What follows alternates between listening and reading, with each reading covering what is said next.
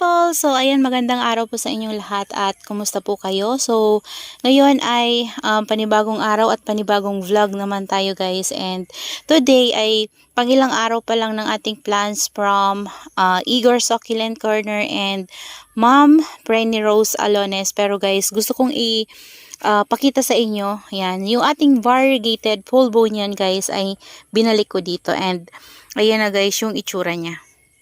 Charan!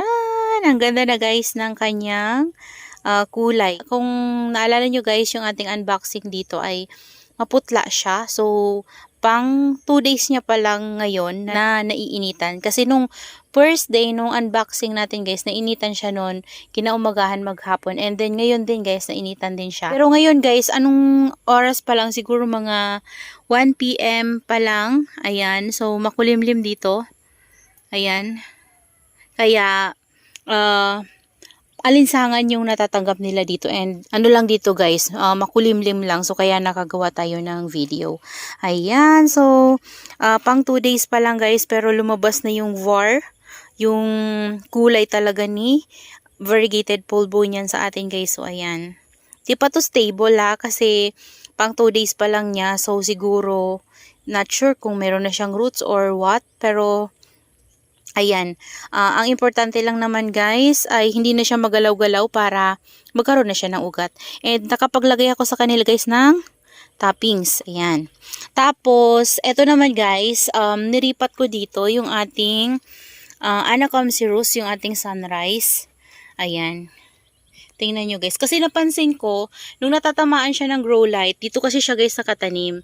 Ayan, dito sa pot na to. So, tinanggal ko siya dyan and ang tinanim ko dyan yung ating cuttings ng ating mga, guys, this one. Ayan, kalimutan ko kung anong mga pangalan. Tumintosa, ayan. Tapos, ito, meron tayong yan yung unang nabili ko dati ata guys kay Ma'am Herlets. Ayan, kinat ko yan. Tapos parang nakalbo, hindi nagbibi yung kinagkatan ko. So, ayan yung mga nakat ko sa kanya. So, hindi siya lumago kasi hindi nagbaby. So, ito naman yung last na nabili ko sa kanya before. So, nagkaroon siya guys ng color. Nag-pink talaga siya guys ng sobra sa grow light. Kaya naman, naisip ko na lang na iripat siya dito sa big pot na to. And then, ilagay ko siya dyan sa baba na yun. Kasi kapag nainitan siya guys, kasi natututukan dito guys ng grow light. So, lalo siya nag-pink. O, tingnan nyo guys. O, diba? Kasi gustong gusto ko talaga yan siya guys, nag-pink. Ayan. So, bisitahin naman natin guys yung ibang kasamahan. Ayan, ito pala Ayan, this one. Yung ating variegated hero ones. Ayan, maganda din yung var ng baby, guys. Pero dito, ayan, meron din dito, guys, sa taas. Ayan, tumutuloy siya.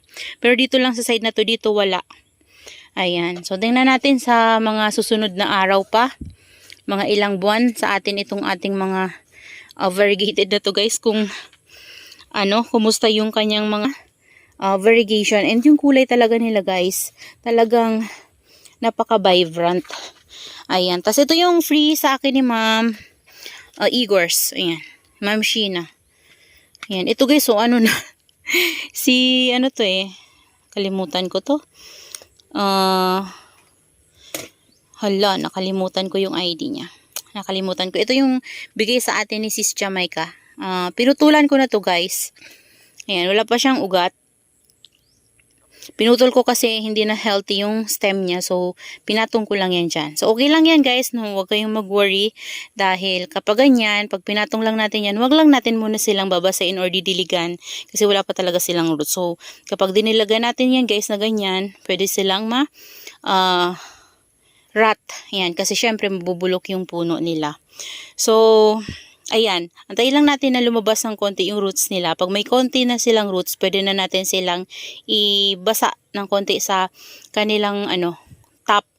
And then, ma-absorb nyo yun guys, lalong dadami yung roots niya. Ganun guys yung ginagawa ko sa ating mga succulents dito. And kung napapansin nyo guys, wala na yung ating mga madiba dyan. Kasi last time, nung nag-ayos ako neto, hindi ko na sa inyo napakita guys, yung ating mga madiba inilagay ko sa mga ganyan. Ang dudungis nga nito guys sa pot na to, kasi ito yung pot ng mga gym, nandun lang sila sa labas. So, pag tingin ko kasi sa ating madiba at gusto ko siyang iripat, meron siyang mga millibugs, as in, ang daming millibugs guys sa puno. Pero hindi mo mapapansin sa tapa.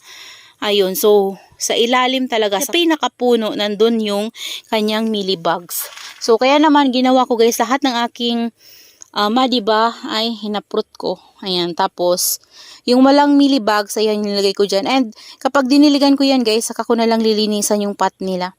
Ayan. So, yung gamit ko sa kanilang soil mix ay rice hull na fresh and then yung garden soil lang guys. Ayan. Ito na guys yung ating lumalaki na yung baby ng ating silver balm. Ayan. Silver balm. Graptopetalum silver balm. Ayan. Variegated silver balm. Ito na rin yung ating snow peach. Ayan. So, nainitan sila dito guys. Ayan yung nila parang nagpipink yung mga gilid-gilid kasi malamig kapag gabi tapos pag umaga naman nainitan sila. So ito na rin yung ating variegated na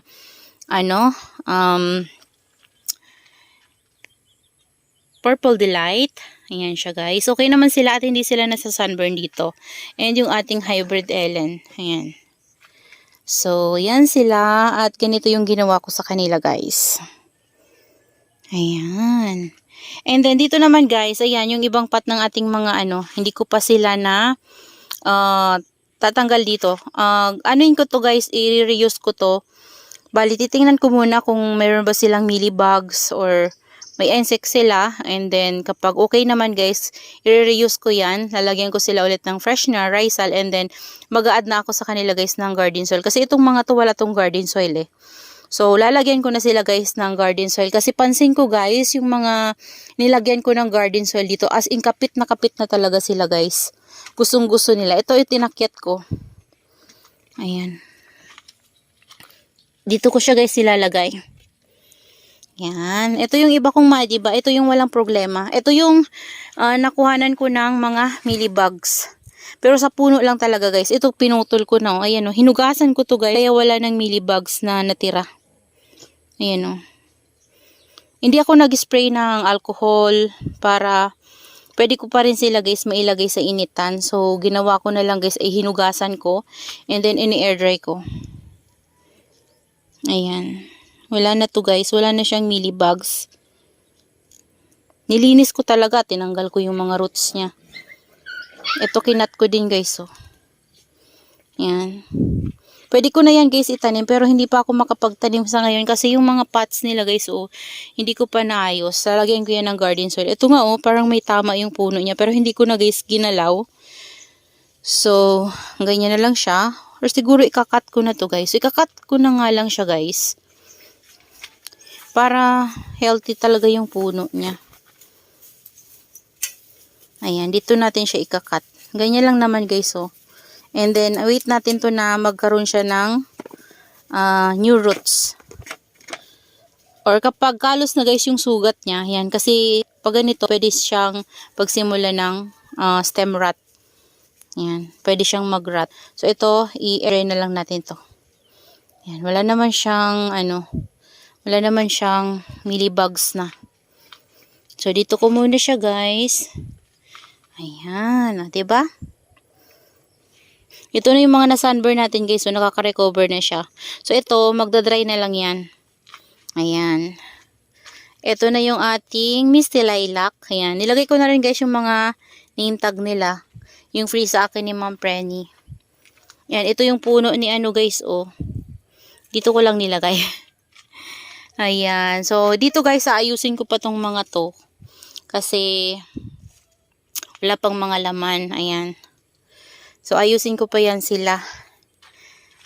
So, ayan sila dito guys. Okay na okay naman sila. So far, so good. Okay na okay naman sila guys. And so, that's all for today's video guys. And I hope you enjoy watching and see you on my next vlog. Happy gardening everyone. Bye-bye.